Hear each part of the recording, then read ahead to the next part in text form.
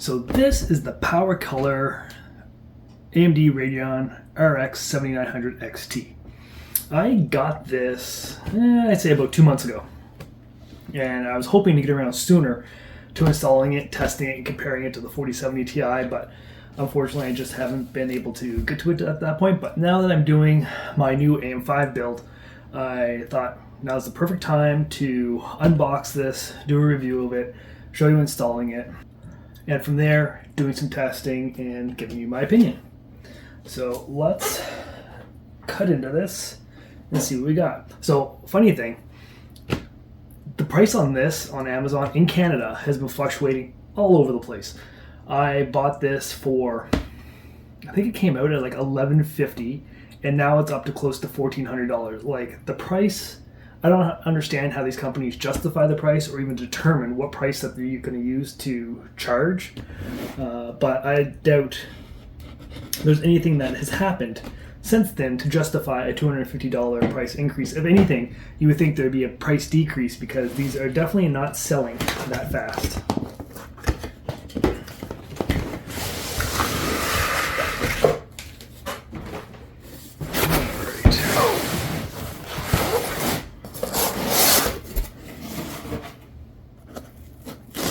There's a little hunk of foam right there holding it in. Let's pull it out.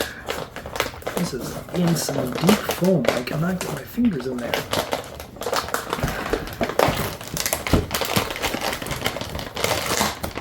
Oh, that's heavy. Well, that's nice. I can just lay it on there. Yeah, so nothing else in the box except for the 7900 XT. So that's that. Move over here. And I'll leave it on this nice little piece of foam. Alright, so is this completely sealed or taped? It doesn't even come with a protector for the PCIe or PCI Express slot. So unlike the 4070 Ti, this only needs two 8-pin connectors.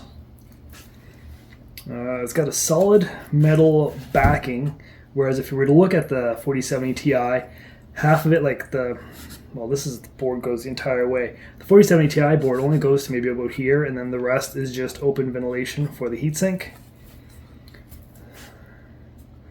Really heavy, holy jumping. That must be a thick backplate because it weighs a lot. It feels surprisingly heavier than the 4070 Ti. It's got the triple fan design.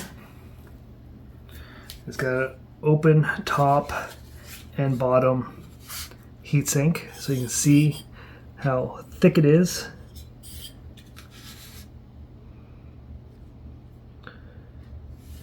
It has an HDMI port, two display ports, and a USB-C port. So currently, AMD only has the 7900 XT and the 7900 XTX.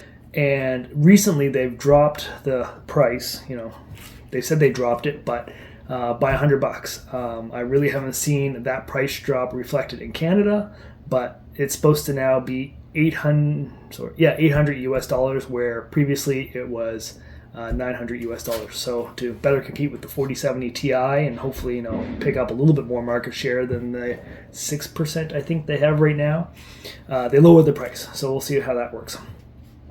So it's a little bit, this one is, from what I've seen, I'll have to test it out myself and see. It's a little bit faster than the 4070 Ti, but what I really like about this card is they didn't cheap out on VRAM. This card has 20 gigabytes, I'm pretty sure. Yeah, it's got 20 gigabytes of VRAM, whereas NVIDIA decided to throw 12 gigabytes of VRAM on the 4070 Ti. I feel like the 4070 Ti is not going to age well with that 12 gigabytes, and because for, I say 1440p gaming, sure, it's okay, but once you start getting up into 4K gaming, or even, you know, newer titles down the road that are going to be more demanding, the 12 gigabytes I feel like is going to be a limitation, where the 7900 XT is going to be able to handle that a little bit better. But with NVIDIA, where they lack in some of the processing power and stuff like that, they make up for in their scaling technology. So DLSS 3.0, or DLSS 3 is out, and that does improve the performance quite a bit. So that's how they're competing. I'll be curious to see how well FSR 2.0 and 3.0, when it comes out, competes. So the 7900 XT is based on AMD's new RDNA 3 architecture. So this should offer better performance and more efficiency than their old RDNA 2. So the first thing we have to do is undo. I'm just going to screw by hand the big thumb. Alright, and then make sure everything is lined up in the correct hole. Excellent. And push down. And there. Just snugly fits into place. Now I recommend installing the GPU while your PC is laying flat, just so you don't have to worry about flopping around in the slot and potentially breaking anything. So put the thumb screws back in and tighten this up nice and snug so it doesn't move. Unfortunately, this doesn't have the same, what do you call it there? There's a GPU brace that came with the Gigabyte, which was, I thought, a nice addition. These PCIe cables from Corsair kind of look ugly when you have them plugged in, two of them plugged in, and this extra 8 pin kind of just dangling there. It's cluttered. So I decided instead, I got these extensions. They're white. They'll blend in with the case. I'll change the 24 pin out later, depending on, like I said, I got the Corsair Shift coming. If they have the same designed cable like this, yeah, I'm going to change it out. If not, I might, these might not be necessary, depending on what those cables look like. But right now, those are ugly that come with Corsair, so we're going to use these ones, and these are just extensions. So this is going to, back end is going to plug right into that Corsair cable, not into the PSU itself.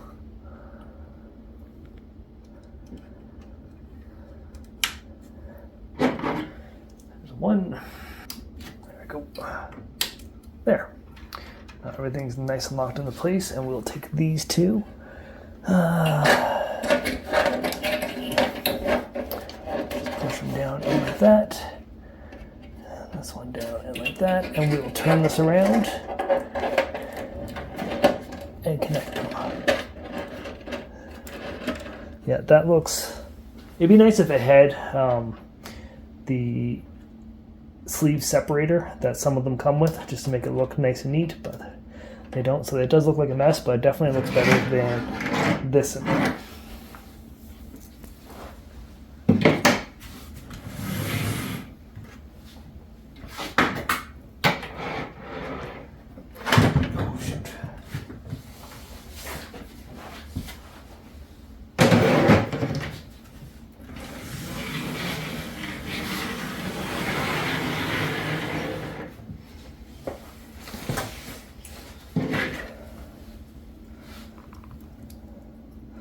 So like I said, these are extensions. So they're going to plug directly into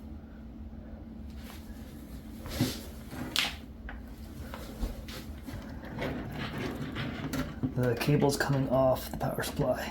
Well, here's the PowerColor 7900 XT, and it's been running now. I've probably been doing like 20 minutes of just letting Time Spy run and get nice and warm. As you can see, there's nothing, flashy about this graphics card. There's no, there's a Radeon sign. It doesn't even light up or anything like that. It's just a jet black triple fan card that's, pretty powerful, and it's going to do what it's going to do. It's just not going to do it very flashy like. The one concern I have, and it's not much of a concern, but we'll wait and see if it just currently switching in Time Spy right now, so we'll see once it starts putting a load on the GPU. And you can hear a coil whine. I don't know if it's picking up over top of my fans in the system, but you can hear a little bit of a coil whine. And sometimes it goes quiet, sometimes it gets pretty loud. I can really notice it because literally it's on top of my desk right by my head. So far, during Time Spy, we are hitting, let's see here on hardware info. So temperatures have been peaking up around 69 with hot spots of 84 degrees. It's currently hitting around 61 with the current scene on the on my screen. The what might make this a little different is I don't have the side panel on, so it's not really creating a vacuum to pull the hot air through. It's just kind of blowing out the side, so I don't know if having the side panel on might impact the temperatures as well, but so far so good. At 69 degrees with a hot spot of 84, that's still half decent temperature. Nothing to be concerned about as far as the triple fan cooler cooling the card. So far, well, we'll wait and see at the end of Time Spy what kind of performance we're expecting to get with this card. Alright, so this specific card came in with a score of 23,013, and according to Time Spy, the average is 23,434, so it's pretty much bang on average. We're only talking a couple percent difference, so that's just margin of error. Could be the card or anything like that. So I would say this is an average performing 7900 XT. And then on a side note, looking up a 4070 Ti, which is essentially its closest competitor, we have a score of 22,745. So the 7900 XT does come in slightly ahead of that. But the biggest pro for the 7900 XT is the 20 gigabytes of VRAM versus the 12 gigabytes of VRAM that NVIDIA has so graciously given us on the 4070 Ti, which is just absolutely pathetic. Anyway, you have any questions, comments, please leave them down below. Hit the like button, hit the subscribe button, and talk to you later.